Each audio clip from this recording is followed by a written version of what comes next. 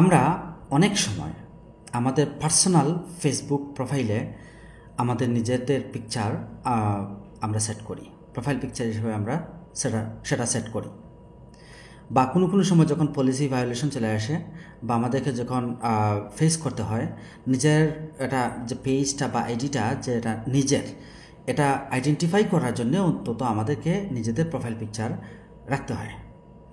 কিন্তু পেজটা বা আইডিটা সেটা হতে পারে আমাদের কাছে একান্তই পার্সোনাল, যেটা মানে পাবলিক নেট, সেটা যে আমি ডিল করছি বা আমি হ্যান্ডেল করছি সেটা কাউকে আমি বোঝাতে যাচ্ছি না। তখন দরকার হয়ে পড়ে আমাদের ওই প্রোফাইল পিকচারটা আমাদেরকে ডিলিট করা। কিন্তু এই প্রোফাইল পিকচারটা আপনারা দেখুন, আপনারা অনেক সময় এটা ডিলিট করা আমাদের পক্ষে সম্ভব হয় না। তো আমি আপনাদেরকে এখানে দেখাচ্ছি স্ক্রিনে, এই দেখুন আমার এই যে প্রোফাইল পিকচারটা আমি চাচ্ছি এখান থেকে ডিলিট করতে, কিন্তু হচ্ছে না।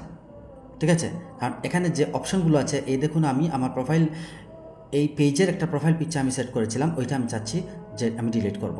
ঠিক আছে, কিন্তু ডিলিট করতে গেলে যে 3 ডট আছে, আমি এই 3 ডটে ক্লিক করছি, ক্লিক করার পরে এখানে ডিলিট বলতে কোনো অপশনটা শো করছে না। ঠিক আছে, তো এটা থেকে যাচ্ছে, এটা পাবলিক কিন্তু থাকছে। আবার অনলিমি যদি থাকতো তাহলে কোনো কথা ছিল না, কিন্তু আমি চাই যে সেটা আমি ডিলিট করব।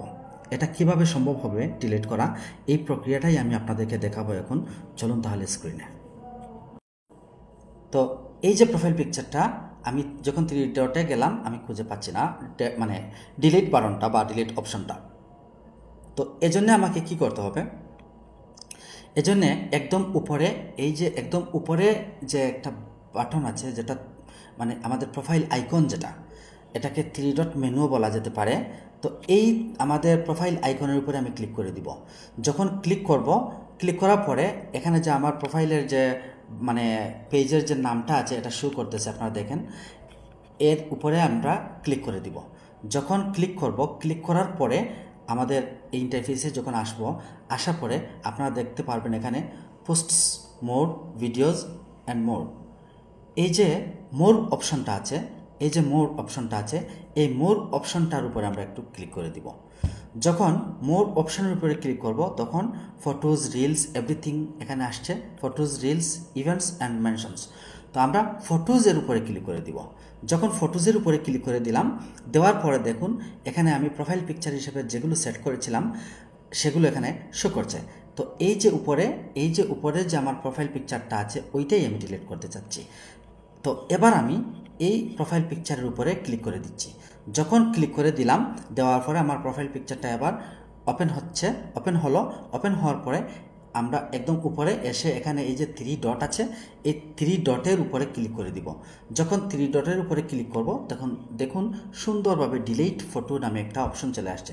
এইটাকে চাইলে সেভও করতে পারবো, বা ক্যাপশন যদি চেঞ্জ করতে চান আপনি পারবেন, শেয়ার করতে চাইলে তাও পারবেন, প্রাইভেসি যদি অনলিমি করতে চান তাও পারবেন। ঠিক আছে, তো আমি চাচ্ছি যেটা ডিলিট করে দিব। তো এবার আমরা ডিলিট বাটনের উপরে ক্লিক করছি। দেখুন delete photo, are you sure you want to delete this photo? Yes, আমি এবার ডিলিট করতে চাই। আমি ডিলিট বাটনে ক্লিক করছি। ডিলিট বাটনে ক্লিক করার পরে আমার এখান থেকে এই পেজ থেকে দেখুন এখানে এই যে এখানে ছিল আমার ছবিটা, এখানেই ছিল।